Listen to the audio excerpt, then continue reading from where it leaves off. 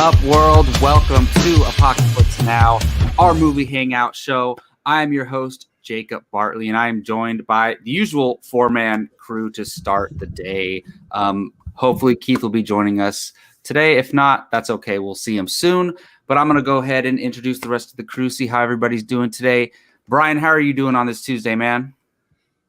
Good. Just viral sensation. Yes. Just a normal viral sensation. Brian made it. He made it. Guys, I hate to break it to you, everyone watching, but this is officially Brian Avellino's last show. He has made the big leagues. No, Trending on Twitter.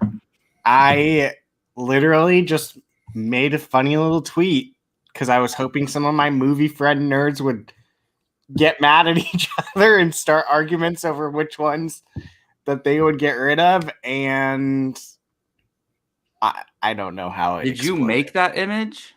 Yeah. I just went into Paint. That's like even Jake cooler showed me. Because you could have just found it and shared it and then it went viral, but you actually put it together yourself. That's pretty cool. I know. It's funny because when this was all happening, I'm texting Jake going, damn it, I should have put Mission Impossible on there. Maybe that would have made it a little bit more difficult because maybe I'll have to everyone's remake like, one for you. Like yeah, a nicer one and then add a couple franchises. Yeah, I know. It's funny because I just wanted to see like Jake argue with someone else about why they got rid of a movie he liked. And Rachel, if you're watching, shame on you. Yeah, she got rid of Star Wars. I know. And Indiana Jones. And Indiana Jones. Well, I would be more upset about that if she has seen Star Wars. So what are you supposed to do? You know, shame on you. And that's just in her world. She would eliminate it. But we will be getting to the Godzilla versus Kong review shortly here, as well as a few trailer reviews. But of course, we have Jake Berlin in the house. How's it going, Jake? It's a Tuesday, man. It's a Tuesday, and I'm hanging in there. It's Tuesday, right? It's Tuesday. Yes. Yeah.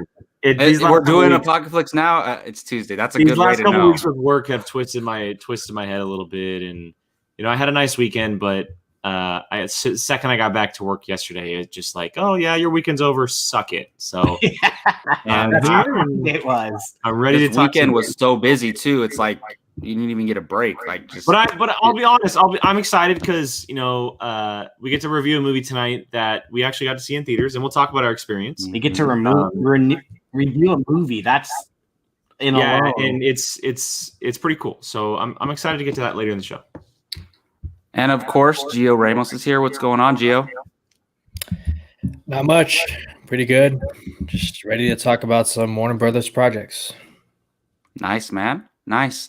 Well, yeah, so we are going to talk some really cool trailers coming up here in a second. But before that, let's get to the movie watching challenge. Jake, just crop that out. Brian doing that noise, that's the official music with the logo. See Jacob, you're finally learning to like lead me into it nicely. I'm learning, right? Getting better. Last time I said it when you weren't ready. It was awful. Yeah. Hey, Jacob, getting last better. time you said it was like movie watching challenge. Yeah, what? And Jake was we're doing a watch along, so Jake was more relaxed that day. And so but hey, that was better, right? That was better.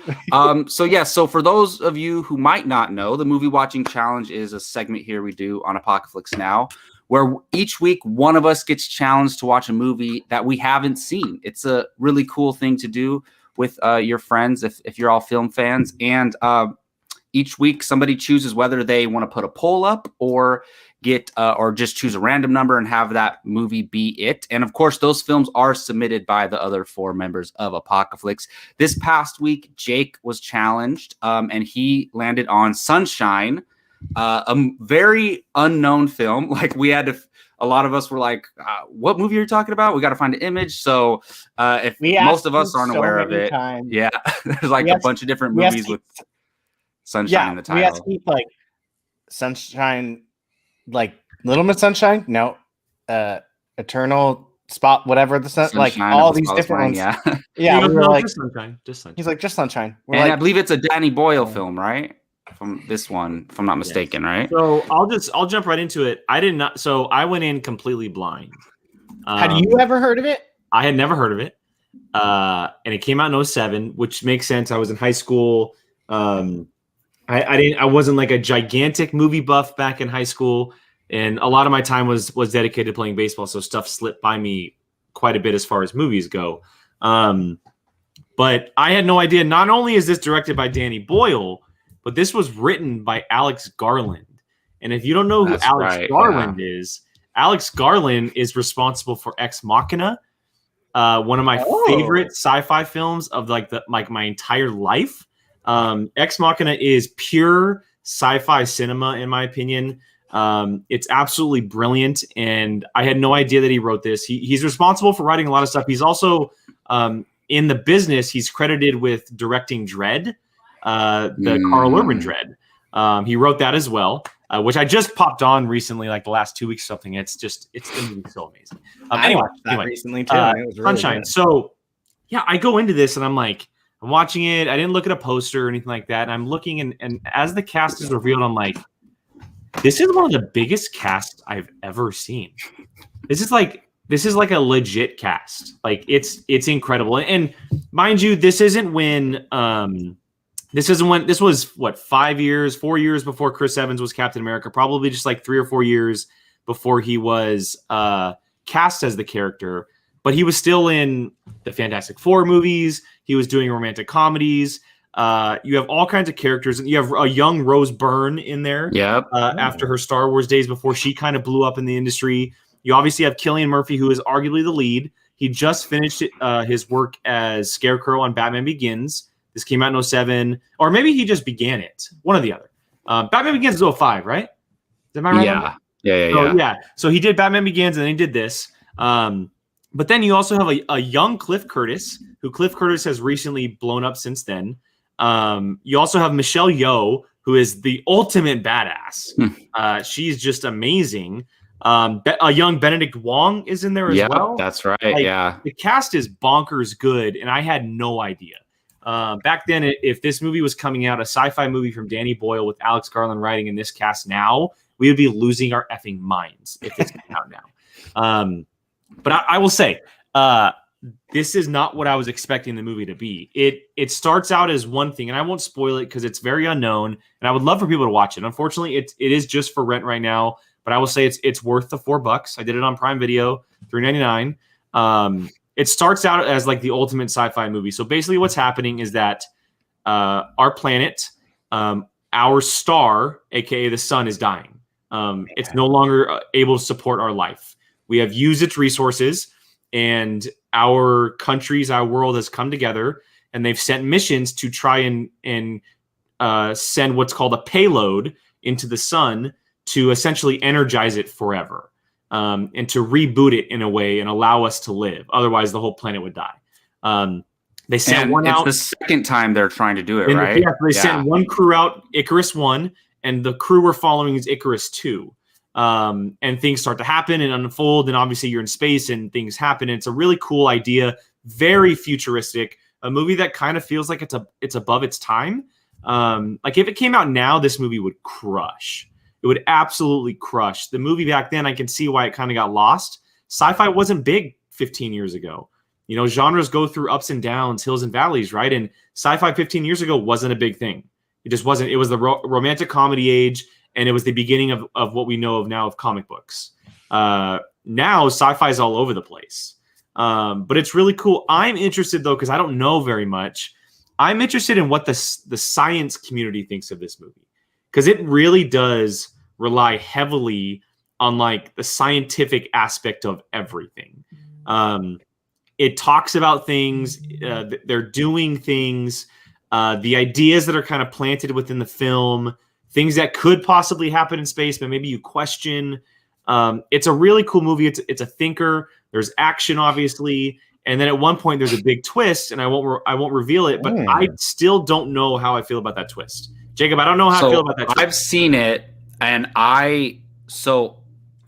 up until I think it's like the last 20 minutes, the movie gets a little weird, right? So I'm not going to reveal anything, but essentially, the biggest reason why I don't know if I'm with it is because there was no sheer explanation of it. Yeah. There wasn't an explanation of how it happened, And that's what bothers me the most. Yeah, I loved the movie, and I didn't think it ended strongly. And so but I did really like it. And the only reason I've seen it, and by the way, Keith chose this movie for Jake, is because Keith like told me to watch this movie. It's the only reason I've seen it. And I didn't know what it was when he told me about it either. And it has a really nice setup, and it leans on horror a little bit, I would say, in the third act. 100% once the twist happens, 100%. Yeah, so 100%. It's entertaining, but it's like, whoa, what's going on? So I definitely think it's worth a watch. It's that's where that's 100% where Alex Garland comes into play. A lot of his movies have a big twist like that. And I know a lot of people don't like this movie, the one I'm about to mention, but Alex Garland wrote and directed this, but he also did Annihilation. And I know a lot of people hated on that movie. You had me until you said that. So I know a lot of people hate on that movie, but that movie is full of... Well, that was his big follow-up to Ex Machina. Yeah, and that movie is full of really big ideas, twist, interesting theories, and that's kind of what this movie has as well. I've mentioned it before, and everybody knows this, but I'm a sci-fi nerd. I love sci-fi. I'll watch it all day long. I was 100% in this movie, and even with the twist... the twist didn't bother me enough to be like, yeah, I don't care for it. It's still a really good movie. I still enjoy it. I think the visuals are really good for 07. Again, I think the ideas are great, and the way that the story played out is very interesting. And again, I'll go back to it, but the cast is bonkers, man. The cast is really, really good. Seeing like a very young Rose Byrne and before his prime Chris Evans, who is arguably the second lead in the movie behind Cillian Murphy. It's a really, really cool movie. And this is also a good point. Very, very similar to what Super 8 had, a very similar vibe in the way that movie kind of played with like ideas and theories and like thought-provoking stuff, which I dig. So, yeah, if you're into sci-fi, it's a must-watch, I think, because it's thought-provoking for sure. 100%. Now, the ultimate question: would I like it? I will say this: it hooks you. It does hook you right away. I think you would enjoy it, Brian. It kind of keeps you on the edge of your seat a little bit, and it's not long. It's like an hour 45. So you won't like it as much as I did, but I think you will enjoy it because it does hook you. I was like ready to watch it tonight until you said Annihilation, and then I went, Brian, it's nothing like Annihilation. Look, I know why you don't like Annihilation, Brian. Probably for the same reason I don't like it, but it's nothing like Annihilation. Alex Garland didn't direct it; he wrote it. It's different. Yeah. He didn't direct it. Okay, that's fair. Danny Boyle directed. Danny Boyle's done all kinds of math. He did Steve Jobs. He's done all kinds of giant movies. So yeah, he's very beloved by a lot of people. All right, so there you go, Jake's review of Sunshine. I mean, at least like you seem to really like the film, and at least it's very like thought provoking. So that's good. Thank you for bringing this movie to my attention. He knew you would like it. He knew you would like it for sure. Keith and I we get each other. We have this. Yeah, we have this. If there's people that can pick, we have like this ability to be like, yeah, this dude's gonna like this movie. Yeah, if there were two people, it'd be you two. Well, and our next challengee, is Brian Avalosino, of course. And all you have to do is like choose a movie, and it's likely he hasn't seen it. So we have 4 movies lined up for Brian. And Brian, are you going to be selecting a poll or randomization this time? You raised your hand. Sorry. I thought you were saying something else. Go ahead. Oh, I like a poll. Let's do a poll. There we go. So poll will go up tomorrow morning. I'm taking Brian's spot tonight and revealing the movies since he's not going to reveal the movies he's being challenged to. All right, first up, and I will say this: 4 great movies, 4 great selections, and not a single comedy in sight, which is fun. Oh god, very very fun. Usually there is a comedy. One movie does have a little comedy. I'll say that, but nothing as a pure comedy. First up is a movie that you may never heard of, and is based on a true story. It's called Alpha Dog. I have heard of this movie. Okay, Alpha Dog. Justin Timberlake, Emil Hirsch, Olivia Wilde's in there. I believe that's Ben Foster right there to the left. It is Ben Foster. Amanda Seyfried's in it as well. Okay, I haven't seen it in a long time. I actually own it on Blu-ray. It's a really, really good movie. Okay, I know that this sounds weird, but I remember at a certain time, my friend saw this and they said something about poop in this movie. Yeah. I know what he's talking Just about. watch it. Just watch it. Okay. But no, next up, you're fine, Brian. Next up is just an all-time classic. It's a movie that everyone needs to watch, and it is Gone in 60 Seconds. Oh, okay. Gone in 60 Wait, is Seconds. that Angelina Jolie? Absolutely. I had no idea she was in that. Yup. That's so funny. Next up is, again, just an all-time classic sci-fi movie that everyone needs to watch, and that is Starship Troopers. Starship Troopers. Everyone needs to enjoy some Starship Troopers. If any of them are a comedy, it's this one.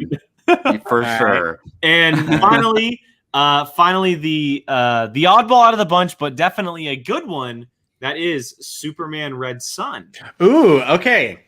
I'm actually down to watch this. That is number 4. So, real quick, you have Alpha Dog, Gone in 60 Seconds, Starship Troopers, and Superman Red Sun. I kind of dig these choices, not gonna lie. And I'm kind of excited to let people vote for it. Yeah, Jeff Nichols, you do get to vote. Yes. Brian chose a poll for tonight, or this week, excuse me. So the poll will go up tomorrow morning. You know what? I'll put it up in about 5 minutes. How about that? I'll put it up in about 5 minutes. Yeah, people are excited to vote. Just go to our YouTube channel, go to the community tab. If you're on the web browser, you can vote. Otherwise, if you're on your phone, the poll should pop up under subscriptions if you're subscribed.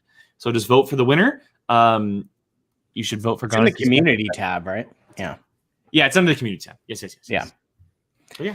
Well, there you have it. Don't forget to go vote on that poll. I will be voting as well for my movie. Who knows? We'll see what ends up happening. But yes, we might as well call today Trailer Tuesday because we have 3 trailers to talk about, which are all going to be pretty interesting discussions. And I'll throw it to Jake to introduce those. Yeah, so we're just gonna run down the line, and we're gonna take about 10 minutes on each topic. You can see them below. We're gonna start with Black Widow. The last 3 days, we were given 3 bonkers new trailers for big budget projects. One of them being a series for Disney Plus, and 2 of them being films. Black Widow, they dropped their new trailer because they were given the official release date of theaters plus streaming service, which will come out on July 9th. And so they dropped a final trailer for the film with a bunch of new footage. The fellas actually did a reaction to it. You can actually watch that up on our channel. They were able to do that on Saturday morning.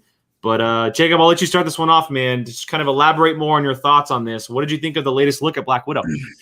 Yeah, I was on the trailer reaction, and like when you do a trailer reaction, it's just your instant thoughts, right? Like you don't really have time to think about it that much. And after thinking about it, I really like this trailer. Like I wasn't interested in seeing a new trailer because we've already seen 2 or 3 by this point, at least 2 full trailers before this. And I was just like, I already know all I need to know. And I'm still excited for this movie. I love this character. And this trailer, I actually feel like I needed this trailer to get a little bit more excited. And I brought it up to these guys last time. To me, I think if you pay attention to the dialogue, it gave us a little bit of more insight into what's going on, that this might not be her biological family, that it's like a kind of like a fake family that I forget the organization who's doing that, like trains the Black Widows and stuff, but maybe they gave her this fake family or for some reason. And maybe I'm wrong about that, but the trailer definitely leads you to think that some dialogue in there. So I thought it was really good. It was a cool setup. And at the beginning to show some of like the Avengers footage. So, the trailer, it didn't blow me away, but it definitely got me more excited for this movie. And it reminded me that, hey, it's coming and I'm stoked. It's funny. I guess this is the first time it's ever been like said in conversation, but I never thought that they were a biological family. Yeah, I actually agree with you, Jake. I don't know if that if that was like, and again, they never said anything like official. I guess I've just always kind of gotten the vibe that they were like this thrown together family, like a foster family, or maybe like they found each other inside the program and they became a family, type of thing. But for me, I never thought that that David Harbour was Scarlett's like biological father. I just kind of figured that they were like this weirdly thrown together family by this super program that the Russians had been doing, and they were all kind of wanted out. And they've been working together for a long time, and they ended up together. But yeah, I think you're right, Jacob. I think it kind of confirmed that. Yeah, and I don't think before this trailer they said either way. No, but they kind of made you feel? Because she calls her sister in the first trailer when they first Mhm. meet up. So Absolutely. what are you supposed to think? You know, so Exactly. I thought maybe they were biological. You know, but I think this one confirmed it. Yeah. I agree. Yeah. Go ahead, Brian. Go ahead. No, go. I thought it was the best trailer out of the bunch, personally. And I think a lot of that for me relies on the fact that when you think of a Black Widow movie, you think of something that is very similar to Captain America because it's not superhero related.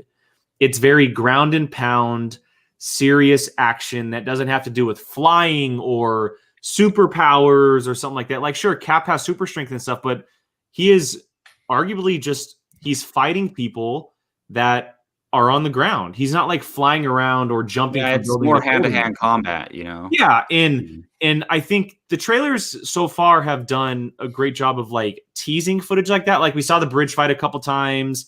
We obviously saw the scene where she's flying through the air, which is really cool.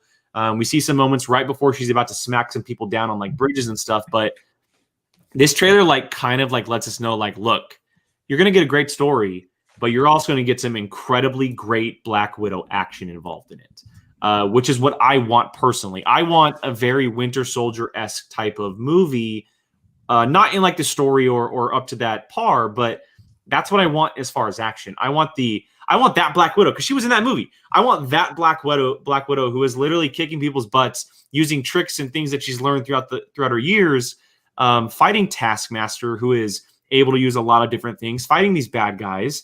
Because she doesn't deal with superhero villains. She deals with people who are, like the movie, dealing with bad organizations or government spies or something like that. She's not dealing with like an alien or someone who has a super soldier serum in them, you know? And I think the trailer did a really good job of making sure that we know, yes, this is a kind of a ground and pound type of movie. Agreed.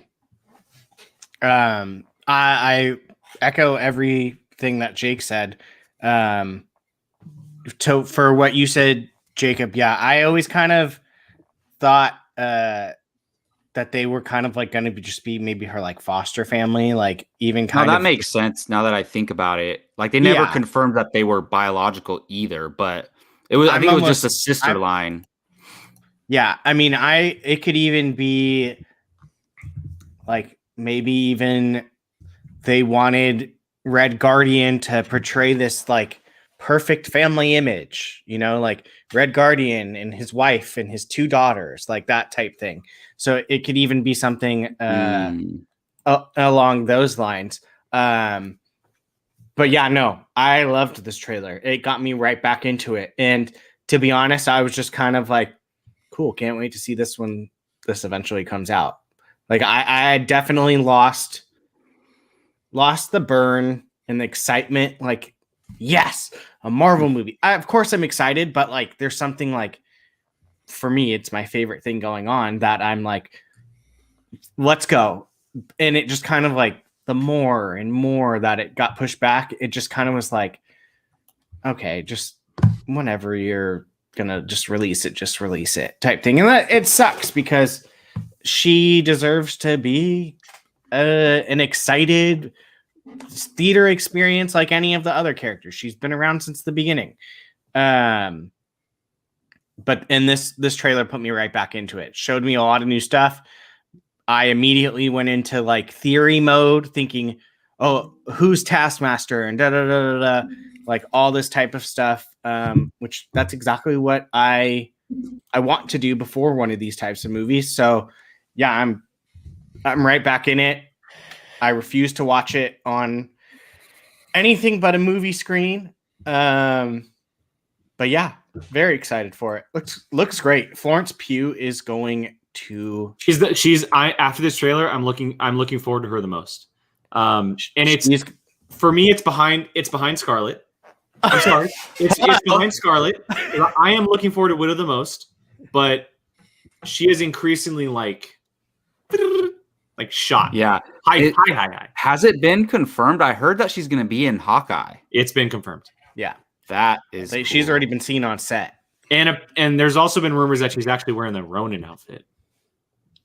Interesting. I'm down for whatever she is in because Florence Pugh is good in everything she does. Agreed. So like if she's gonna be a new staple in this universe, okay. Like, you don't have to convince me. Like, she's gonna be awesome.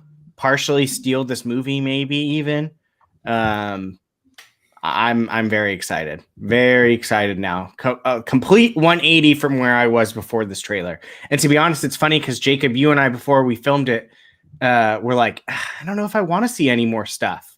Like we've seen a lot. Like, and just give us the movie at this point. And then the second we saw it, and we're like, okay, yeah, because they like, showed us new stuff too. You know, like I don't think we saw them as kids yet or anything like that. Gio, have your thoughts changed on the trailer since we did the reaction, or you have any differing thoughts? No, not too much. I echo most of what you guys said. This was the best trailer. But Black Widow is not the type of character that you can keep pushing their movies more and more and me maintain my excitement like I would, say, an Iron Man 4 or a Captain America Serpent Society, if we should ever be so lucky one day. But yeah, I mean, I still think this is a movie that should have came out years ago. The fact that Black Widow died in Endgame kind of, hurts the stakes. But we'll see. I could be proven wrong. Nobody's really dead in the MCU. I've learned that. So maybe something happens if she comes back. Who knows? But yeah, the trailer did its job, and I will be watching it in theaters. I sure as hell ain't paying Premiere Access, but I'll watch it in theaters. I agree with you. I'm gonna do both. You're crazy, Gio. What would you say if? And I said this during the reaction. What would you say if it was a flashback from her while she's falling, about to die, and then it ends with her death scene? I mean, as cool as that sounds, it's just like we already know the ending. So like, why watch the movie then if it's just going to be a handoff to Florence Pugh's character? Like I said, this movie should have came out years ago, and I probably would have been a lot more excited had it been a Hawkeye Black Widow movie together. But like I said, I could be proven wrong. When I watched the movie, it did exactly that. I'm now going to watch it in theaters, and so we'll see what happens. Just to answer this real quick, Jeff Nichols, I believe it's in between Civil War and Infinity War is the main timeline. Main timeline. There's going to be jumping, but the main timeline is supposed to take place in between Civil War and Infinity War, when she essentially goes on the run. Yeah, I think, didn't they say at one point it was like basically like after Tony says like you're on your own now? Yeah, like at the end, and before she meets back up with Cap at one point. So yeah, but that again, it's kind of going to jump a little bit. So, but the main timeline is supposed to take place in that time era. Dig it. All right, next one, because we got to rapid fire through these to get to Kong, Godzilla vs. Kong. Next one, Space Jam: A New Legacy. Space Jam: A New Legacy. Gio did the reaction on Saturday, and I'm very interested to see if his thoughts have changed a little bit. Before we move on, I do want to bring on our fifth member because he is here. Mr. Keith Palmer is with us. Mr. Keith, what's happening? Keith. What's going on, guys? What's up, man? What's up, man? Everybody looks good. I think it's only right that we start with Mr. Keith Barnes on this one, because he's been one who's been very, very excited about a Space Jam sequel. I know the images kind of got him hyped up a little bit too. Keith, what'd you think of the first official trailer, man? Looks crazy. Got a little Ready Player One vibe. It's Ready Player 2. So it's basically it's Ready Player 1.5, which I have right there on my shelf behind me. Ready Player 2, but which I still need to finish reading actually. But yeah, it looks good. No, LeBron James. Everybody seemed to, he got a lot of praise for Trainwreck, which he was pretty funny. It was a small role, but he seemed to be pretty funny in. And if you guys remember his commercials, his old Nike commercials he used to do with the LeBrons and stuff, like he's got comedic timing. So. Having to lead a film by mostly himself is for the first time. It seems funny. Has some funny reactions to everything, and yeah, the effects are crazy. You got Don Cheadle playing the weird AI algorithm thing or whatever he is. And yeah, I mean, he's got the Iron Giant playing basketball. What the heck? What are they gonna do? It's just madness. They got all these characters. Got all the people from Clockwork Orange in there. I saw some still images of some of the characters people were spotting in the crowds or whatever, or playing, or who knows what's going on. But you know, I know you got some of the NBA guys like Klay Thompson and Damian Lillard and whoever else. I think Anthony Davis is one of the characters. I think They had a couple of WNBA players too. yeah. Diana Taurasi, and then the girl from Stanford who's like the superstar, and I don't want to butcher her name. Yeah, it's a tough name. I know. But yeah, it looks. I think it looks good. I heard a lot of people are like, this looks ridiculous, but I think it looks good, man. I can't wait to see it. So yeah, I'm and I think Chuck put it best in the chat. I'm slowly starting to come around on this. Yes, like it absolutely looks like a Ready Player One type of movie where they're just, and we knew this. When we found out about the synopsis, they're going to be jumping through what's called the Warner Brothers verse, essentially, and they name it something else in the trailer. But you expect to see a lot of things, but my goodness, are they showing us a lot of things? We saw Game of Thrones in there. We're seeing. I didn't see that. We saw all kinds of other stuff in there as far as WB properties, HBO properties. But it looks like a fun spin on what a sequel should do, right? You know, you're not, instead of them coming to you, you're going to them, essentially, which is the whole end game. It's essentially what Jumanji did as well, and Jumanji was very, very successful. And we also have to keep in mind that, yes, the original had Michael Jordan in it, and there's a lot of fans of Michael Jordan in it. Or Michael Jordan around the world and stuff. But Space Jam as a property is 100% aimed towards a kid audience. It is a kid movie, in my opinion. I watched it as a kid, and the reason I love it so much is because I watched it as a kid. I didn't watch it as an adult, right? Yeah. There's a lot of adults that maybe my dad or someone a little older who watched it was like, yeah, it's a cool movie, but adults don't watch like Looney Tunes stuff, right? Or stuff like that. They may watch it because Michael Jordan was in it, but this is a kid to upper kid style of universe, and we have to keep that in mind. It's not going to play to adults. So the animation is going to be kid friendly, the story is going to be kid friendly, the dialogue is going to be kid friendly. Obviously, it's focusing on a kid being abducted, essentially LeBron's kid. So it's a kid centric film, and for what I saw, I'm on board with it so far. Interesting. Yeah. I'm glad you mentioned that because I was listening to like some other pundits talk about it, and they're in their 40s, and they were like, I didn't love the first Space Jam, so I'm not the guy to like, because they were like, you know, adults when the first one came out, and I love the first Space Jam. I have like certain movies that I've seen like 50 times as a kid at least, and that's one of them. I love the first Space Jam. Does anyone have the VHS that came with the collectible coin? I used to have that, yeah. And so I didn't love this trailer, to be honest, though. And I think it's because, first of all, it feels very different, to be honest. Like, and I get that. You don't want them to just do the same exact thing, also, because I'd be complaining about that if they did that. So it just feels very different to me. Like Space Jam felt very literally they're going out to space and stuff, but this one is like very cyber stuff, and I guess it makes sense with the modern day and everything. And I think, and I'm a Lakers fan. I was a big LeBron fan before he ever went to the Lakers, so I'm excited about that part. But I'm not. The trailer didn't get me more excited. I'm still excited. I'm going to watch it, but I didn't love this trailer, but it looks fun. And it definitely has those Ready Player One vibes.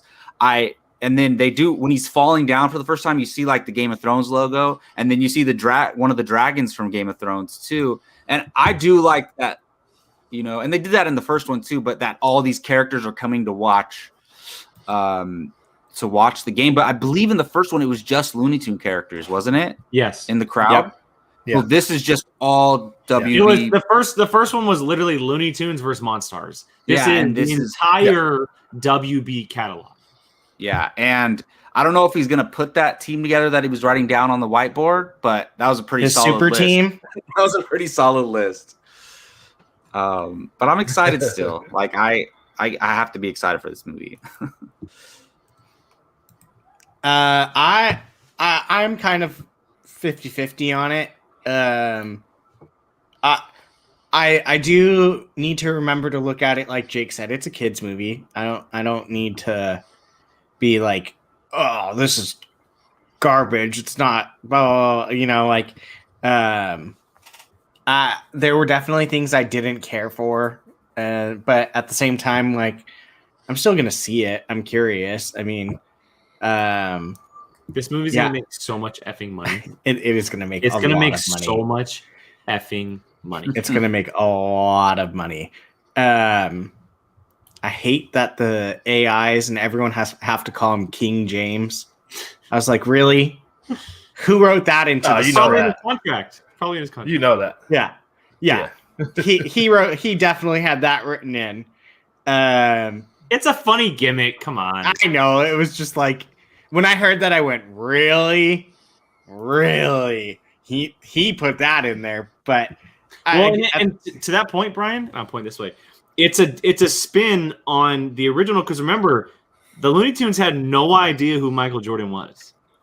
They remember they found out who he was through like research, and they're like, okay, we need to find the Michael Jordan because we now know that he's the best in the world. But originally, they had no idea who he was.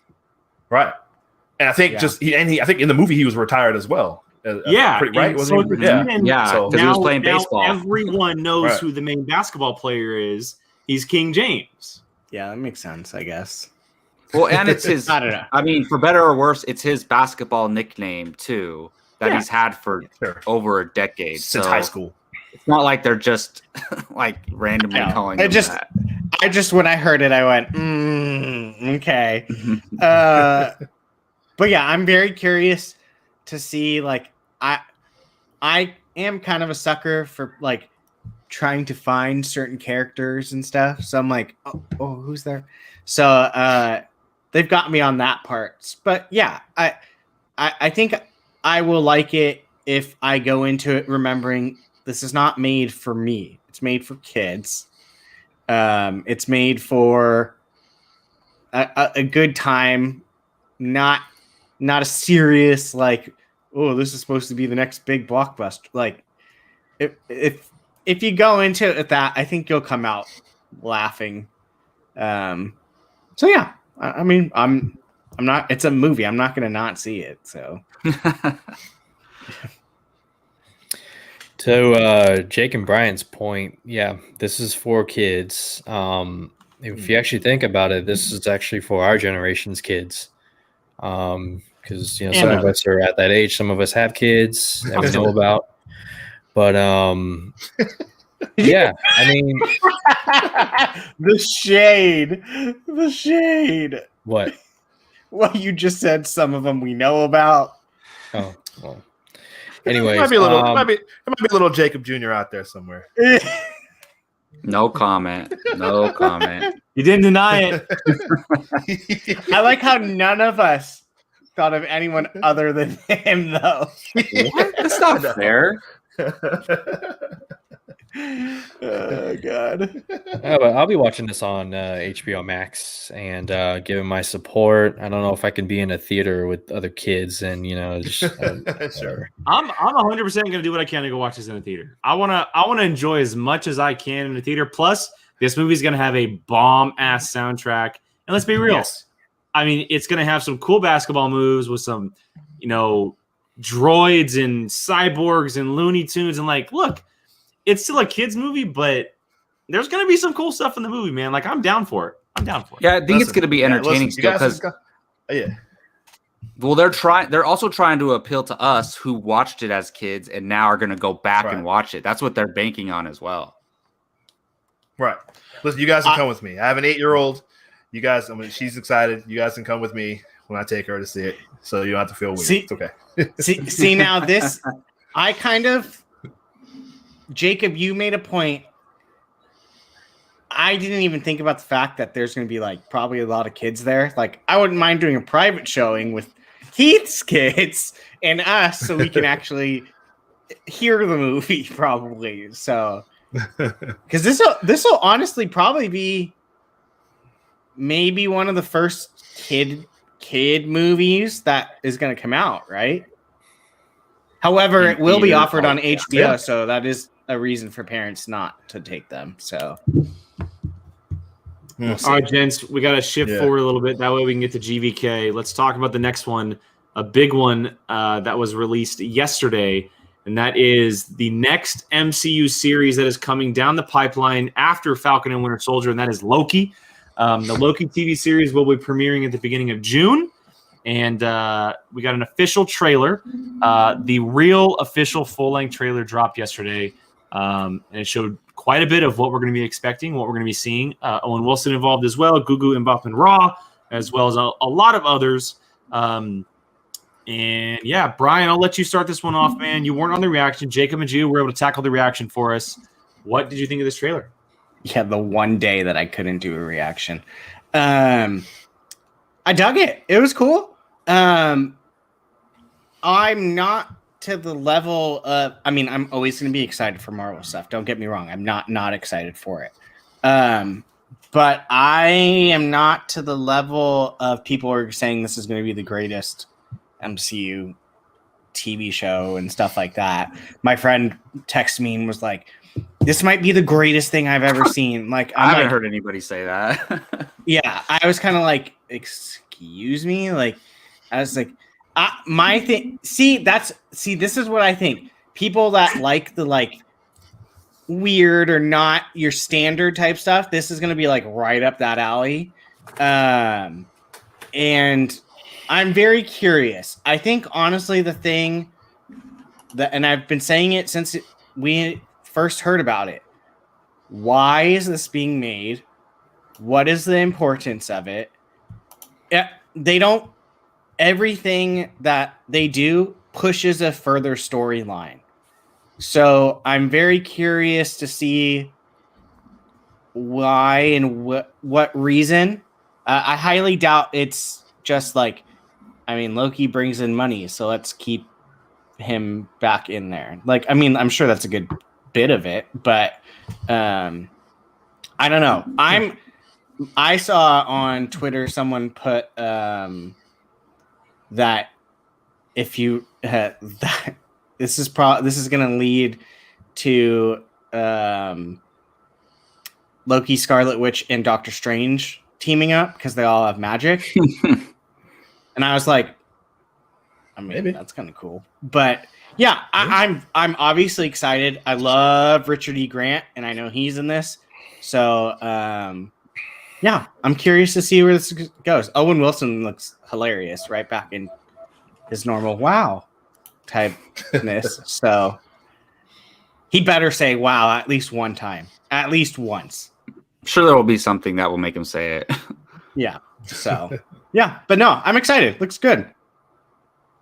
Yeah, I agree. And to your point about around like why it's being made, I think that there's going to be a lot revealed as far as, and we know this, but the TVA, right? That's what it's called. Yeah, Time Variant Authority. Yeah, so the TVA I think is going to play a big part. I don't know if you guys saw this yet, but apparently Gugu Mbatha-Raw's character is Terminatrix. So, I didn't know she was in this show. Terminatrix. I love her. I didn't know she was in this. For those of you who don't know who that character is, that is the girlfriend of Kang the Conqueror. Really? And that's kind of that. I think that this movie might have a big tie into Ant-Man 3. It makes sense. Because Quantumania, time, the whole shebang, right? It kind of makes sense. I also love the fact that we saw the same exact like timeline branch line that the Ancient One drew on the little television screen. Cool little callback to Endgame. Fixing the timeline essentially. Yeah, I'm obviously there's a lot to be answered with this show, being that Loki has been around from the very beginning, and how much of his story can be told. But it seems like they're doing a lot with the story so far, and I think it's going to introduce a lot of characters that are going to play into the time and the space side of the MCU. I think we're probably going to see quite a bit of Owen Wilson in the future, popping up here and then with the TVA, because it seems like they can just pop in whenever they want. Now that Endgame happened, there's going to be a lot of stuff that kind of needs to be fixed or adjusted or played with, etc. I've even seen a lot of people online talking about the fact that Reed Richards can appear in this show more than anything, which is crazy. I don't know how that would work out, but it's possible, I guess, especially if it plays in Ant-Man 3. But as far as the footage goes, I like it. Tom Hiddleston's always good. He's always good. There's no arguing against him as Loki. I love the addition of Owen Wilson. I talked about Gugu and Bothman-Ra. I think she's great. I think she's so underrated, and I can't wait to see her in this type of role. And I know everyone online blew up about that one scene in the trailer that thought that was Black Widow. No, that's not Black Widow. It's Lady Loki. It is Lady Loki. Okay, but do you guys blame casual fans for thinking that? No, and you know what's funny? Marvel did it on 100%. Yeah, so that the entire world would blow up and be like, haha, you guys think that's Black Widow, when it's not. It's not. It's interesting, though, because there's shots of the trailer that, like, Loki's on a ruined New York with the Avengers Tower in the background, and he's in all these locations that we've seen throughout the MCU. So are we going to see, like, an Endgame style thing where we see him in the background of shots we've already seen, which is going to be really cool. I'm in for it, but again, they're going to have to, more than anything so far, they're going to have to prove to me that this show needed to be made. Because right now, out of all the shows we have, this is the one that's already been said as having a second season, which is a big deal. So crazy. What are they going to do to prove to me, be like, yep, Loki still needs to be here? I think it's funny that you said that you think Owen Wilson is going to pop up. I think that he could be the new kind of like Stan Lee cameo, where it's just like he just pops up and because he's in charge of the timeline and stuff like that. But yeah, I'm curious as well. Yeah, I mean, this was before any of the shows came out. This was my most anticipated MCU show because I love Loki, and even though I hate the fake death stuff and bringing people back, even though it's not really the same one, whatever. I'm glad they found a way to still have Tom Hiddleston as Loki in the MCU, so I don't really care. But I like it, and I did not know Gugu Mbatha-Raw was in this, and now knowing who she's playing, I think it's definitely going to tie into Ant-Man, Quantumania, and hopefully she has a pretty decent role. Maybe she's in that, and we don't know yet. So it very well could be. And I like this trailer. And even though it was my most anticipated show, I didn't love the trailer so far. Like, they're cool, but I'm not like super stoked about them. And I think this is the best one yet. So we'll see how it goes. It's funny because I do think the one thing that I've thought maybe could connect this with other stuff is Kang to this because of how much he deals with time. And now that Jake said that, it makes me go. We could see the beginnings of Kang in this show.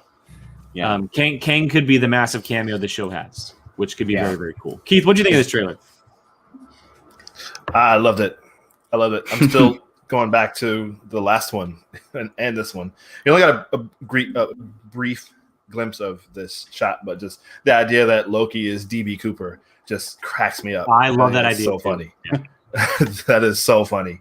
Because DB Cooper just vanished, as far as we know, if anybody knows that story. So I'd love that they worked that in. Like, yeah, it would be him, and he would have just disappeared somewhere. So, but yeah, man, everything. Owen Wilson, it's not. Yeah, I haven't seen a whole lot of him, and just in things that I've watched. So it's great to see him, and I'm glad he's doing a Marvel property and playing this character. Where I just love the idea of just he's telling Loki, like, I know everything about you, everything you've ever done. I love that thing with the big stack of papers and you confirm every word you've ever said. Yeah. And then what did he say? He's like, what are you talking about? And then another one comes out. He's like, all right, this one too. Which is really funny. But yeah, I'm one of those ones that I think this could be the best of. Obviously, it's a short. We've only had 2 so far. I think this could be the best one. I'm one of those ones that thinks that this could be the best of the series that they're doing. Not just that it's Tom Hiddleston, who I love. Of course, everyone loves. It's crazy. I was just thinking about this the other day. Like, he auditioned to be Thor. He did a video like audition and everything, and now let's look at him now. So it's funny, but just crazy. Exactly right, Chuck. I mean, it's going to be some craziness. Just I think like this could be one that actually does. We see some real like universe shifting stuff. Maybe not, but the fact that like you said, they're having a season 2, and who knows what kind of stuff might branch off from this, man. I mean, so I'm really excited. To what Keith just New said, characters, and obviously. Oh, sorry, Keith. I just want to jump in real quick and say to your point. No, go ahead. Out of all of the characters that we've seen have the MCU shows so far, and I know Wanda's big, she's an Avenger. Loki is by far the biggest. He's bigger than Hawkeye. He's bigger than Wanda. He's bigger than Falcon. He's bigger than Winter Soldier. He is. They could easily put his show in the forefront with like MCU type of storyline that ties and changes and adjusts a lot, especially because he's playing with time. Yeah. So that's a good point. Before their shows, Wanda and then Falcon and Winter Soldier were kind of side characters. Well, more than that, but they were lesser than the A-list characters, you know? I mean, Loki's really popular. He was a main villain in the first Avengers movie. He supported Chris Hemsworth in every single Thor movie. He's kind of a big deal. Mm-hmm. Well, I mean, I think he's right there. He's right there with Hemsworth. We can't rule out seeing him on one of these, upcoming, maybe not this season, but one of these two, who knows? So I think it's huge. And at the end of the day, also, he's not in the correct timeline. Our Loki is dead. So like anything he technically does is not in. Well, doesn't the TVA operate on all they realities do, and everything? They're like the Adjustment Bureau. Yeah, they do, but no. Or the commission in Umbrella Academy. Yeah. Oh, there you go. Yeah, there you go. Yeah, because anything he does is not our timeline. So like who knows? Like it would change if he just jumped back into the timeline that we're at right now.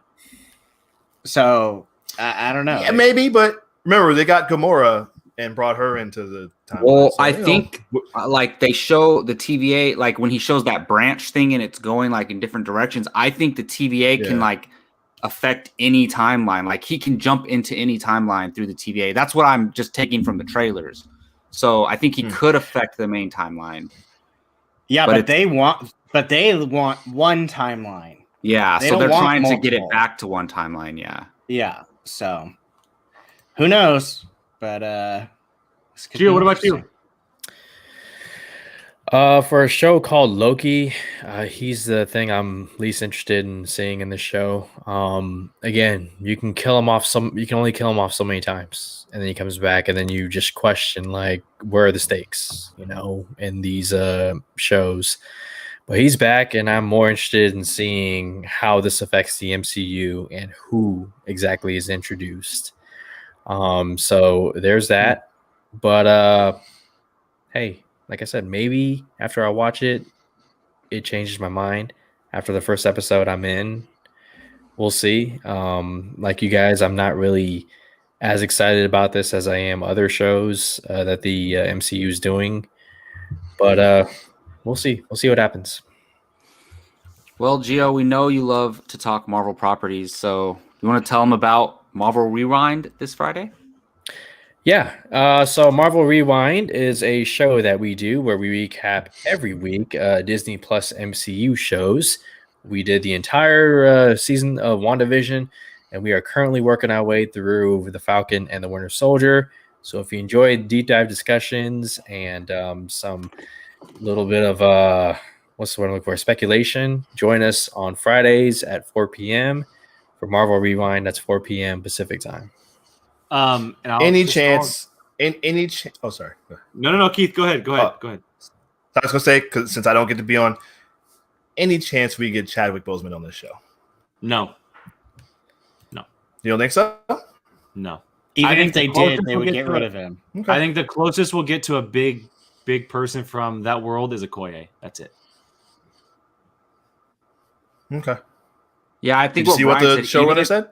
Even if they were planning it, maybe not. You know, I maybe don't. they I would don't think. remove Yeah, it. I don't think they would show him after his death. It might. I don't know. That might be No. hard. Yeah. That might be hard. Yeah. He I said mean, there's a I'll cameo lose that my we might mind, cry. but it might be hard. So Brian, I think we brought that Okay. up on Marvel Rewind, didn't we? About Chadwick Boseman.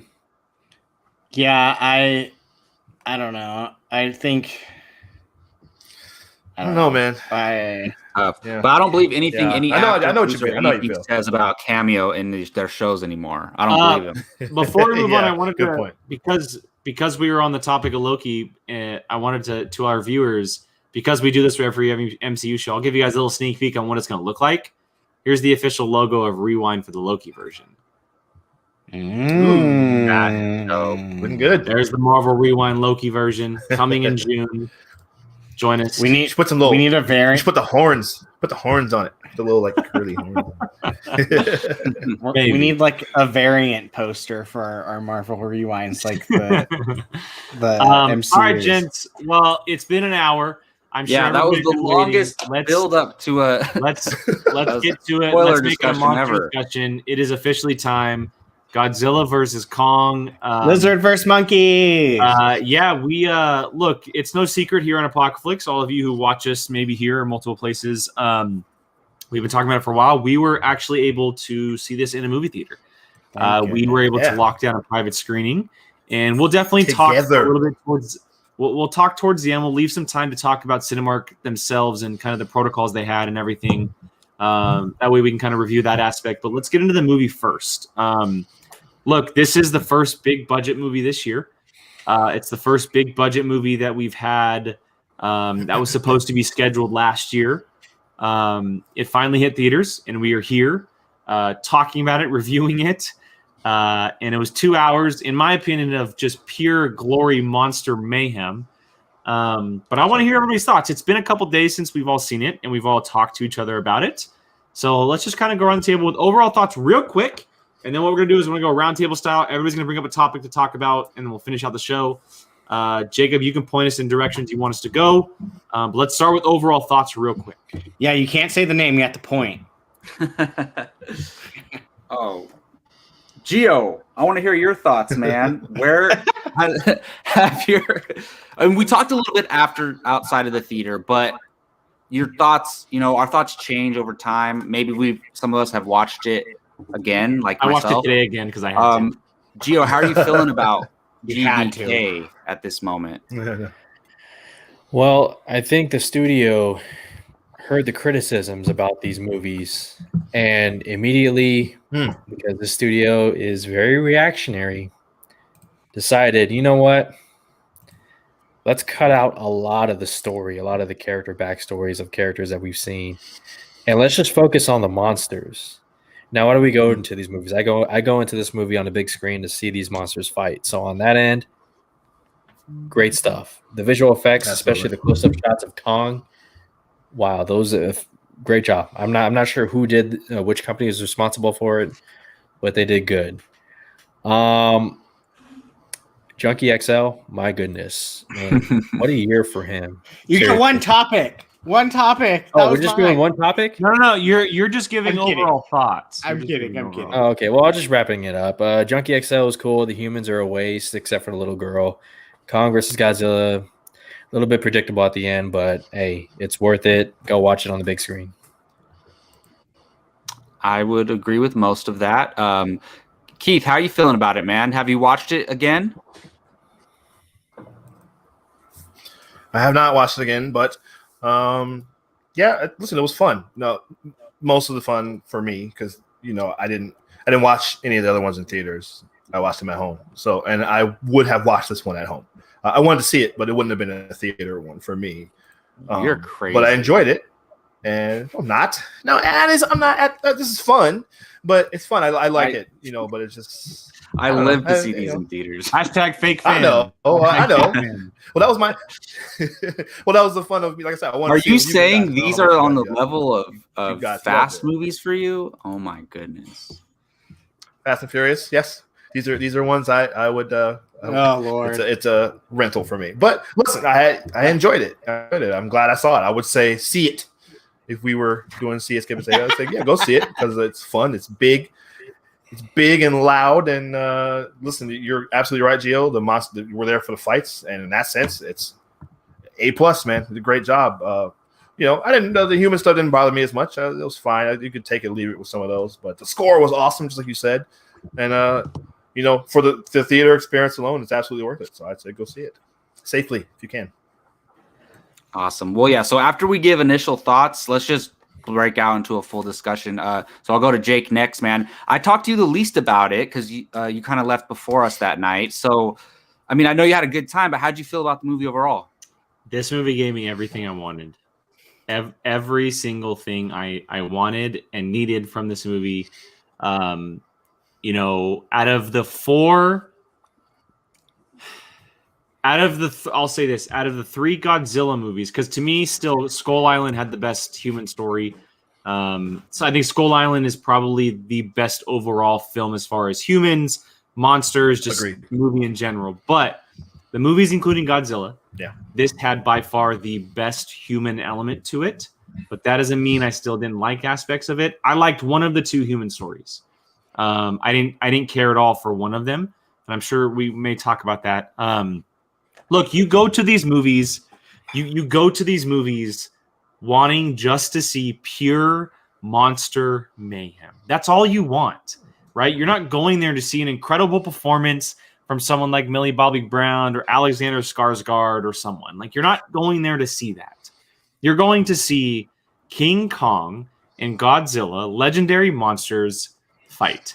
And in that level, it proved to be very, very successful. Also, for me, and maybe you guys know this, and some of our fans do, but I'm an absolute sucker when it comes to mythology, history, and like ancient stories and stuff like that. And the way they've like weaved in this ancient history between these titans through these Godzilla movies until now, I've been hooked. And I was hooked more so in this movie than all of them. I love the idea of Hollow Earth. I love the idea of them of can't be two kings and they're destined to fight each other, and just all of this stuff that had been going down. I was for it so much. And I know everyone's mentioned it so far, but Junkie XL just he knows how to pull at my heartstrings. He knows how to pull at my heartstrings with absolute chaos of music. And thank you so much for that. But yeah, I loved it. I loved every second of it. I had such a good time. I watched it again this morning. And yeah, it's a hell of a time. It's a hell of a time. Brian, how about you, man? I thought you would want to go before me. No.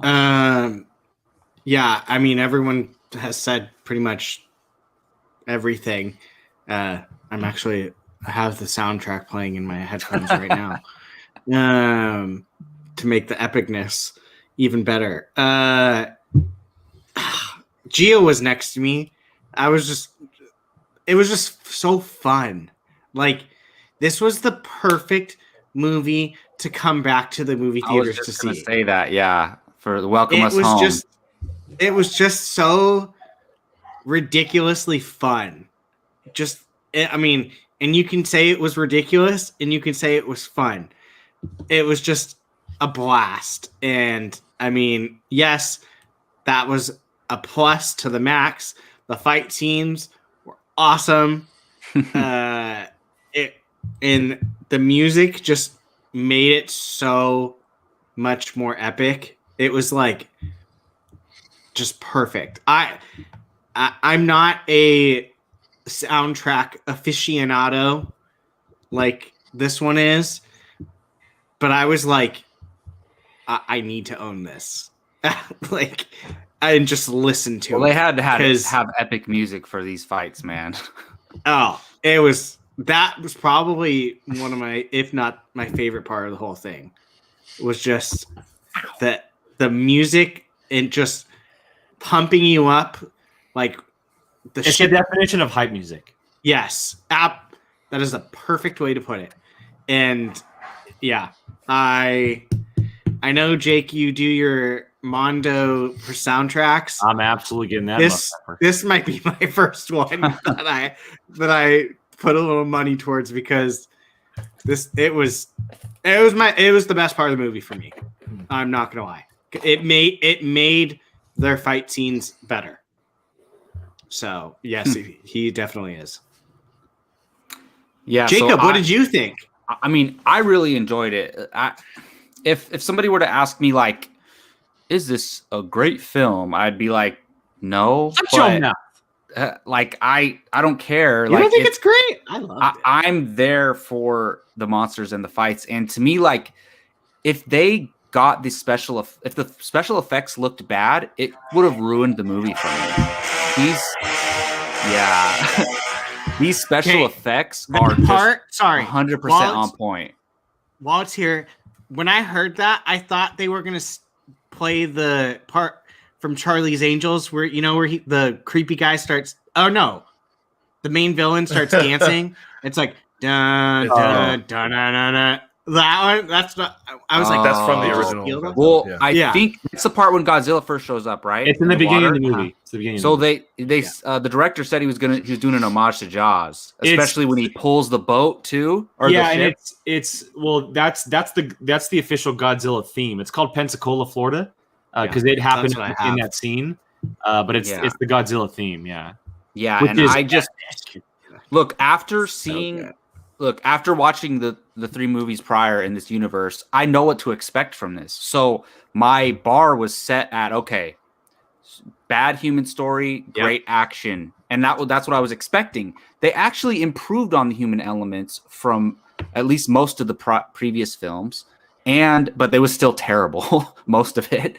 But everything, the action, the fights, the special effects, the score with the fights, it was all freaking perfect. All of that was perfect. And I super enjoyed it. And I mean, if you're talking about like them teaming up to fight one thing being predictable, sure. But like, I thought the way all the fights played out and everything prior to them teaming up wasn't too predictable. Like, so I really enjoyed it. Let's just blow it open and talk about anything we want. I mean, hold on a second. Let's talk about them fighting. That's the that's what I was going to talk about. Look, okay. I said Brian and I were talking before we saw it. We were Team Godzilla. It's not that I want Godzilla to beat Kong. It's just that I knew Godzilla was going to beat Kong because he did. And yes, Jake, I'm with you. It's just because Godzilla is the king of the monsters. He's the alpha. You can't, and Godzilla has nuclear powers, like it's like Superman. Sure. And one of my friends brought this up. My buddy, who brought this up? I think it was my buddy Shane.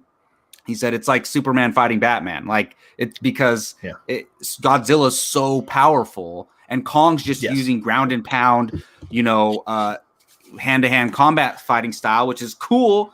But and an axe. How are you gonna Kong could have won the fights. He did, but Godzilla, once Godzilla gets his foot on you with all that weight, what can you do? So yes, as far as like the Hong Kong battle goes, at the end of the fight, yes, Godzilla won. I mean, he knocked Kong out until the morning. The dude was just KO'd. He almost drowned him in the ocean. Yeah, he almost KO'd. But I will say this, and this is credit to Adam Wingard 1,000%.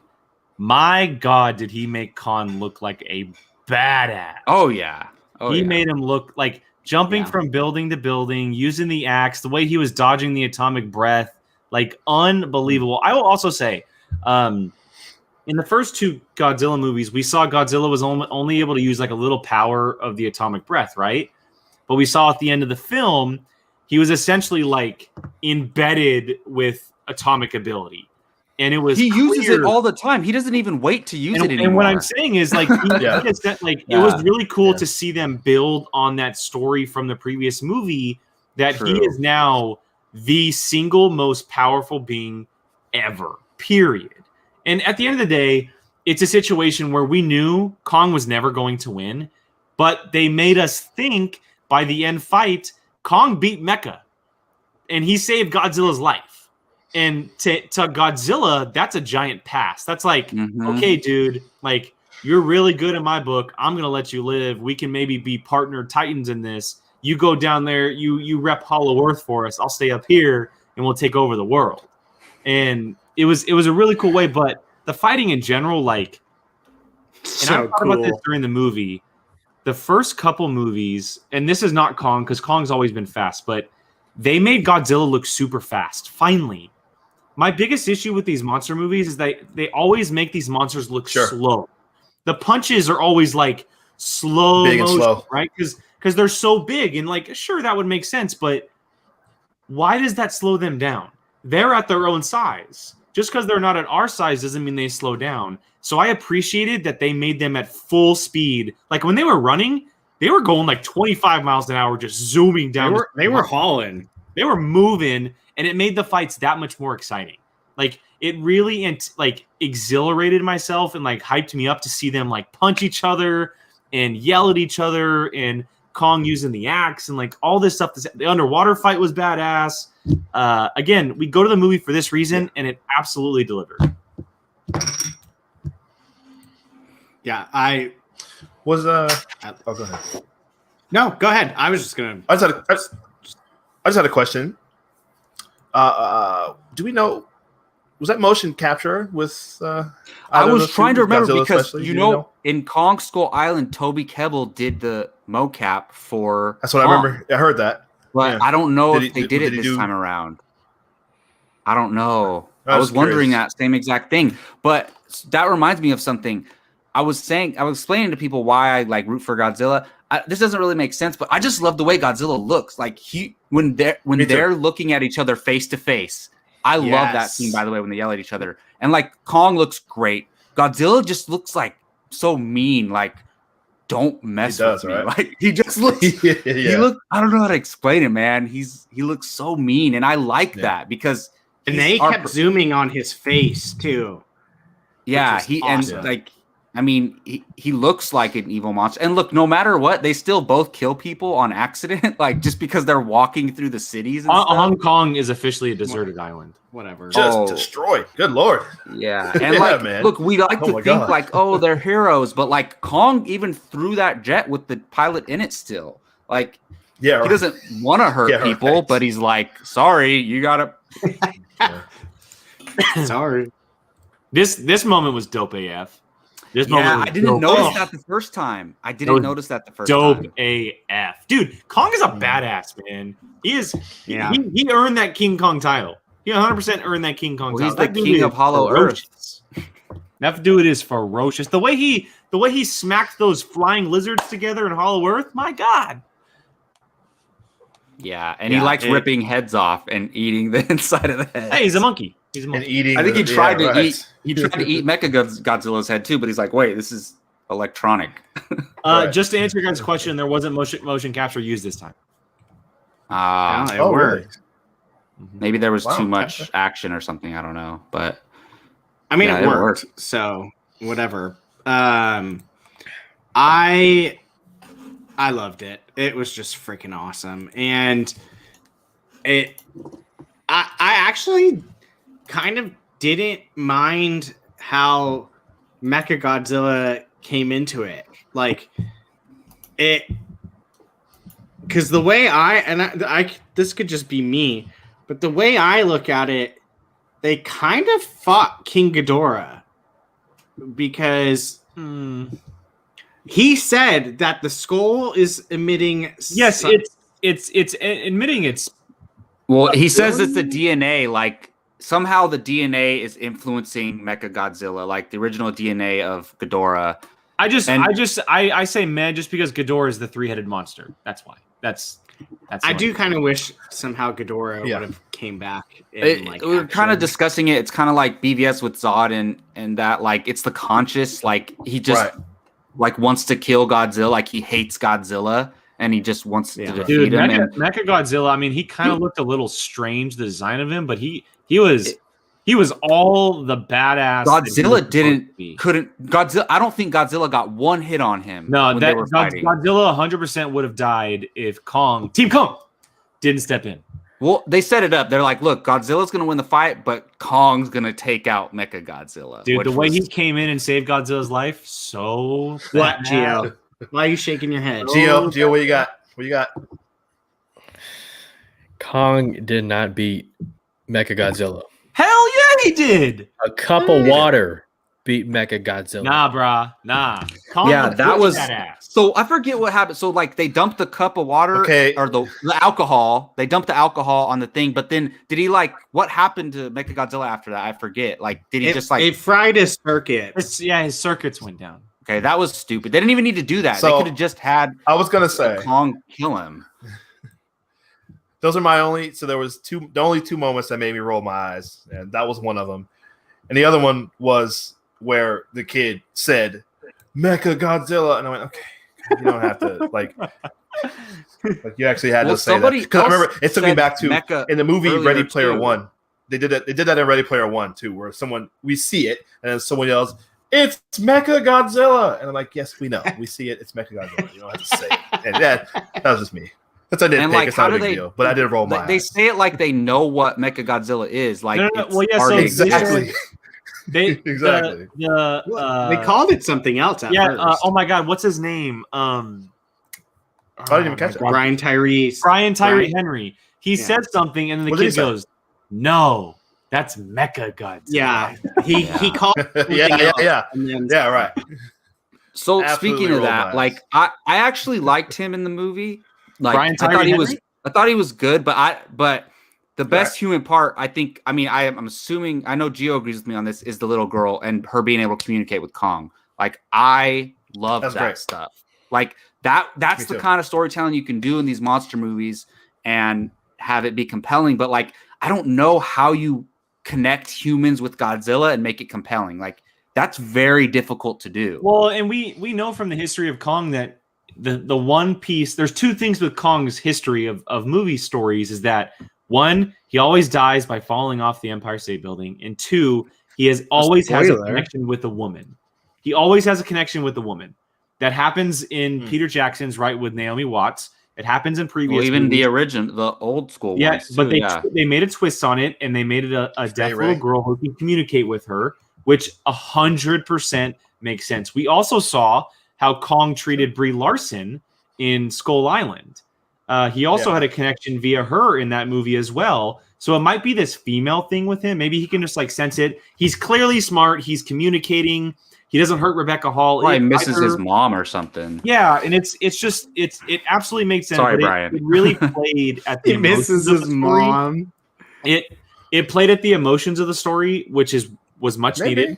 And I also say I said earlier that I like one of the two human stories. I loved everything that had to do with Rebecca Hall, Alexander Skarsgård, the young girl, Hollow Earth. I could not stand everything that was going on with Brian Tyree Henry and Millie Bobby Brown. It had nothing to do with them. Had nothing to do with them. But 0 they were point not, of that having them. They were not necessary. They were not necessary. Their story could have been weaved out so easily. And I look at it like this. I would have loved these movies to take the approach that the Apes movies did, where each movie had a new human element, right? James Franco in the first, Jason Clarke in the second, Woody Harrelson in the third. All new stories. Up until this point, they were doing that. They brought back two people. Millie Kyle Bobby Chandler- Brown and Kyle Chandler. They brought back Kyle Chandler and Millie Bobby Brown. Who had the least amount of screen time? Kyle Chandler. Yeah, He I didn't think do they were There's trying no to reason like, for him to be there. oh, here's the humans who support Godzilla. He didn't do and here's the anything. humans There who was no support need for Kong. them to be there. No need. Yeah. Yes. Well, Gio, you had some thoughts Yeah. on that, right? We were talking about it outside the theater. Like you thought they could have cut it all out, but there's also a reason for it too, like why they were in the movie. I'm sure there is, and once again, the fans will have to campaign to have a cut released of this movie because apparently a lot of character backstory was cut, including Isa Gonzalez's character. And you can tell because this movie got pushed, I believe, maybe even twice, at least once before the pandemic. It was moved around a lot before the pandemic, and I was surprised it was only like it was under 2 hours. And I guarantee you they cut out a lot. But to be honest, I don't really need any more backstory on the humans. I'd rather the movie be this for this movie. For this movie, I'd rather it be this length, to be honest. Like, what is that going to do for me? Like, look, Isa Gonzalez's character and her dad were like 90s villains from, like, they were terrible. Like, Yes. not the performers, but the characters, the way they were written in their dialogue. and I don't think you could Corporate have added villains to them just to to- make that their parts better.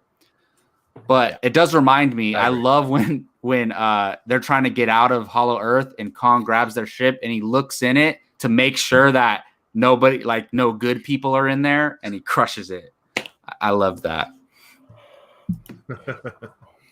It's Dude, why are funny. you shaking your head? Yeah. Me? Yeah. Well, because again, it's that kind of mindset, and Warner Brothers is setting up a very dangerous precedent with their movies. Mortal Kombat is the runtime is 1 hour and 50 minutes, and that movie is supposed to explore the mythology of the characters, which has grown since the first movie. And then obviously we know what they do with their DC properties, and now a movie like Godzilla versus Kong, it's like, why even bring these filmmakers in to do that? And why settle for less if there's more richer stories to be told with these humans? Why even have them in the movie if we're just going to be dragged? Oh, let's go figure out. Oh yeah, it's Mechagodzilla. Great, he's in the movie for what, less than 10 minutes. It's just I don't know. It's a dangerous precedent. So the thing is, though, that every movie ever made has studio notes and scenes cut from it. Every movie ever made has that happen to it. And yes, these are extreme examples, but that's part of movie making. So but I know it. I okay see in what certain Gio's points. saying. They just need to make better use of the time that they're going to have. I don't mind it being shorter than just as long as it's tightened up and it's paced well. And you if you're going to have characters, it depends. You got to make a choice. Stuff is hard to do. You got to figure out which characters you want to have people care about and which ones you don't. I don't know. Yeah, right. I see what Gio's saying, but also, in the case of, and we're not going to get off into Mortal Kombat, but I can see where you're saying with that. But, there's a lot of characters there. If they focused on one or two like they did in the originals, where they kind of made Liu Kang the focus, this one, there's no people really that you can make the focus necessarily. It was more so the little girl and then Rebecca Hall, and which tied into Kong Skull Island because she was a native. Her parents, I guess, were natives from that island, which was pretty good. I like that, and I think the focus was trying to be more on that. So in that sense, I guess it didn't bother me. I'm interested in the Middle Earth. No, Middle Earth. Hollow what's it Earth. called? Hollow Earth. Hollow Earth. Middle Earth. Hollow Earth. Sorry. Yeah, they couldn't use that Hollow terminology. Crossover. Though, even though it is Maybe, Middle yeah, Earth. it basically was. Yeah, right. Hey, by the way, I never want to go to interested in Hollow that. Earth. I never. No. I'm good. Keith, Yeah, right. Are you gonna agree with me am I saying, or when I say I want a prequel movie of Kong's family on Hollow Earth? Yes, because there's a temple in there, and there's a big old chair, I think, or was there a big chair? You just call it near. Kong, Hollow Earth. Kong, Hollow Earth. Like, Hey, come right. on. Well, you had Kong Kong Skull Island. Origin. No, Clearly, not there's- Kong Origins. Kong or No. Yeah, The Legend of 100%. I want Kong. to see what all that stuff's about. That place looks crazy. Well, Those Kong big, weird, wouldn't like, those be in big it, flying- right? Maybe It would be Kong's family. They're all Kongs, Jacob. It's a line. But I want to see all like the Kongs. original. Yeah, right. I want to see like the original King Kong, because obviously there was a throne there. The King Kong held the axe. Would the battle between Yeah. the Godzillas Jake and the just wants Kongs to would that be too expensive to make? I don't Jake think just it's wants fair, to man. see- Do it. Can we see Jake that? just wants to see Kong win against Godzilla. That's Kong it. already won. He won my heart. He did not. He won my Oh, heart. he won your heart. Okay. I want you guys to think about this because it is a question I want to ask. Where could they go from here? I don't know if somebody wants to answer that now. Oh, I got an answer. Okay, let's talk about it now then. Screw it. Godzilla versus Pacific Rim. No. I think that's you said possible. that No, I think before that's possible. too. I think you've said that before. But then what? Let's that do it. Gio, would they always got? exist in the same world? They're same studio. No, I'm Same just studio. saying, like, if they did that, did the events of Pacific Rim happen in this world? Like, Maybe what- they can Pacific jump- Rim's maybe in they the can jump future. 20 years. They can jump 20, 50 years and be like, look, Godzilla's still out here, and the Pacific Rim program has been I'll say taking it, place in yeah. the future. There's a way to get Charlie Hunnam back. You have him Does fight Godzilla, Godzilla fight on the sides of the monsters or the? you get Charlie Hunnam to battle Godzilla. Give me now. Are there any Gio, what do you got? No, Hey, I Gio. agree. There was actually talk about that right before the movie came out about whether that was possible, and they're owned by the same company. It makes sense, right? You can only do so many monsters versus monsters. How about the humans and their giant robots with monsters fighting other ones? You know, you gotta find a way to continue pushing it. If you're gonna include humans, at least make them useful. Just imagine that poster: Godzilla and Gypsy Danger. Dude, let's go. Yeah, but you The- want the- the robots the to brain- kick Godzilla's ass? Hell It doesn't yeah! have to be Godzilla, No. but look, the brain melding thing with the robot machine, that could be like a precursor to that technology. That from was like the Pacific Rim, beginning so- of it. Yeah, No, I don't. The drift. know. Keith, it's called the drift. Trivia, movie trivia. the drift, right? Very good. Man, this Are is like there you guys any- trying to cross over Transformers and Power Rangers, man. Jacob, that's inevitable. That's inevitable. No, that's them trying to cross. Yeah. Same thing. If this keeps, sorry. I mean Transformers and Transformers and G.I. Joe. Yes, Yeah. that's G.I. Joe. yeah. they're all at the same Yeah. company now. But Right. look, I think all right. So King in the mythology, King Ghidorah is from outer space. Yes. And I don't know if they ever confirmed that he is in this or not. They said it in King of the Monsters. Yeah. So where'd he come from? Like what? And then I think in one of the old movies, like all the aliens show up and they put King Ghidorah in their ship and stuff. But honestly, Some if I had monster the planet. ultimate choice, I want a movie with no humans where it goes back to the time when the Titans were rolling the earth. That's what I want. agree. That's what I want. well, you have to have dialogue in the movie, though. No, you don't. I don't. No, you honestly, don't. Honestly, I think movie audiences Look, these days I would are watch that, okay but and ready never make for a that. movie without The dialogue. apes did the sign language shit. I so. think moviegoers these days are 100% ready for a film with no dialogue. I don't think they'll ever make that. Okay. I'd be I don't down know, though. Jake. Look how they reacted to. Well, Mad wait, Max I didn't get Fury to Road, say and my. Tom Hardy not saying I that. didn't get to say what I think they should do is that if they should play on how King Ghidorah came from outer space and wherever he came from, whatever civilization he's part of, or like if there's other like human type aliens or if there's big monster aliens, alien fucking invasion with King Ghidorah type creatures and Kong, Godzilla, and all the other monsters that are still alive have to defend Earth. Big kaiju alien invasion movie. That's what I want. I mean, That's what I want. there's It would be so there's- expensive, but yeah, I would. And Superman. There's Let Superman and- show up to help fight them. and just have LeBron make the team, right? Oh my God, guys. Titans, : Warner Brothers Universe. Jesus. there we go. Okay. So there's still arguably a movie Justice left. League versus Godzilla. Just stop. There's still, I mean, there's still a couple Godzilla villains left. Arguably, maybe even the greatest one that is Jet Jaguar. Yeah, this So- guy. I remember I was doing some research on that, and it's ridiculous. Who is essentially a giant Power Ranger, but Or Ultraman.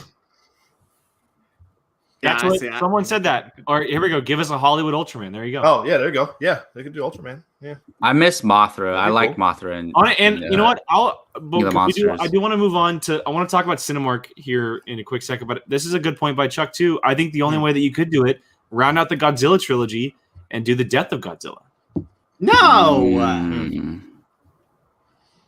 I mean, I'll give you Destroya, but don't kill him. Destroya. That's his Why not? name. I mean, just Destroya looks like he comes from another planet, so that So- could kind of work with what Jacob was saying. Are all the monsters that were at the end of King of the Monsters? They're still alive, right? Like, yeah, yeah. they're just they've all been in hiding. They're like, we're not getting involved in this fight, guys. Like, yeah, exactly. The studio cut him.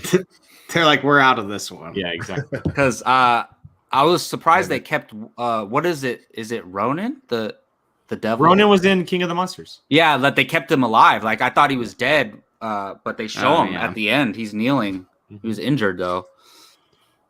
All right, gents, let's wrap this up and let's talk about our experience at Cinemark.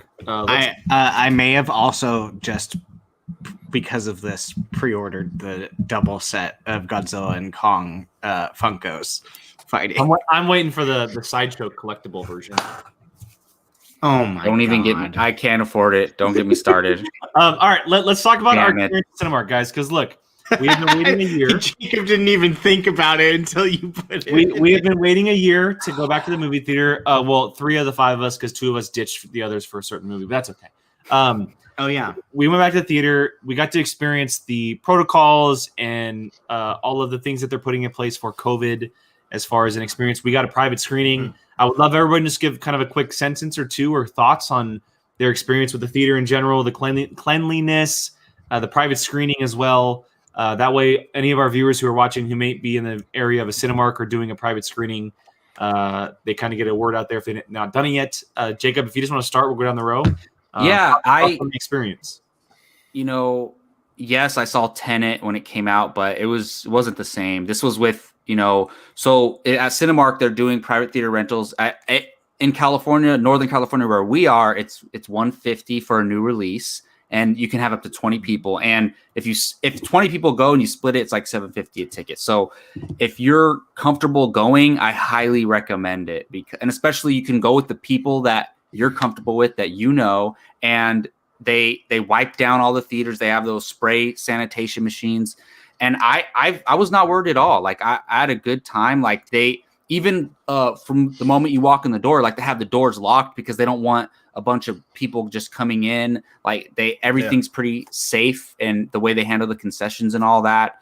So I know theaters were like officially dead closed for a while, but I wish we would have done this sooner. Like this, it's a great alternative to just going now. So, and I wouldn't, like, some of my family members were going to watch Kong vs. Godzilla, and I was like, you guys need to go watch it in theaters. And they ended up renting a private theater as well, and with some of their friends. So I think it was a great experience, honestly. Brian? I agree. You walk in and you immediately smell how it was clean. It like you were like, oh dang, this actually, you could tell it's clean. There wasn't a crumb on the ground, nothing. It was great. If you can afford to pay with some friends and some people you trust, absolutely do it. I mean, I went with people that I trust. I also am double vaxxed already, but it was a great experience. And everything we did, from the concessions to sitting down to leaving, I never once didn't feel uncomfortable, and perfect size. Even if we didn't want to sit near each other, we could have spread out and been comfortable with the amount of space we had. And that we felt comfortable because Jacob's a germaphobe and he sat next to us. So exactly. Yeah, it was great. I was pretty impressed, to be completely honest. So, Gio? Yep, I echo what Jacob and Brian said. I was impressed with the way that they handled the crowds. There was a manager standing by at the concessions, directing people where to go, and I thought that was very professional. They have placements on the floor where it's safe social distancing, and obviously the private theater, you want to walk into a clean environment.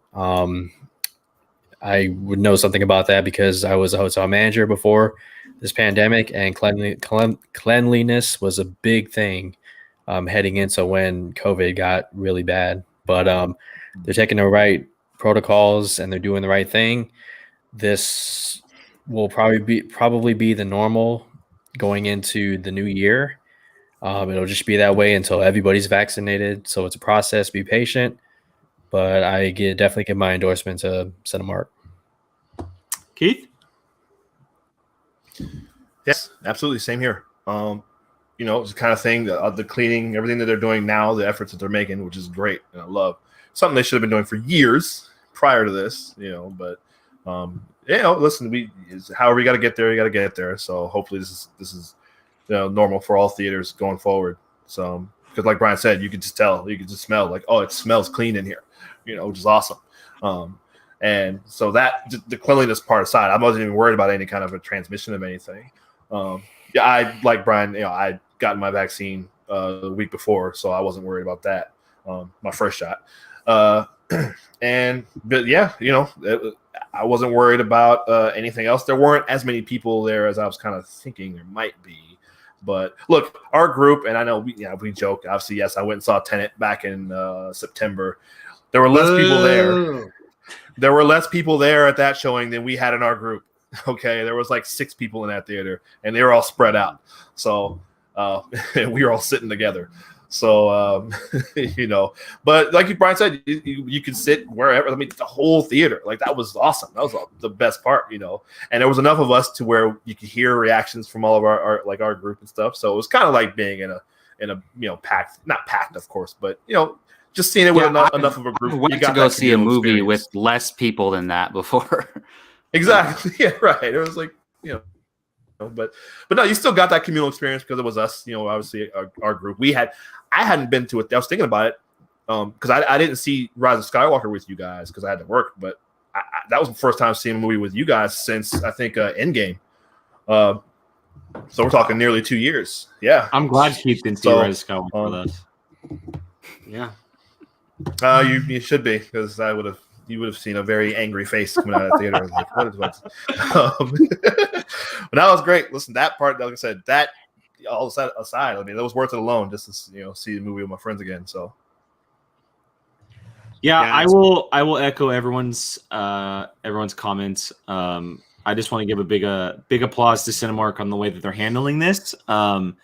They are making sure that not only that we feel comfortable the second we walk through the door with sanitized stations or employees helping us and you know, making us feel safe inside the environment, but they're also promoting it on the screen before the film. That way they know that we know as viewers, like, look, we're taking this just as serious as you want us to. And like Brian and everyone else mentioned, you could smell it as you walked in. It didn't feel dirty. It didn't smell dirty. It didn't feel like we were walking into something old. It felt like they had been taking care of the theater.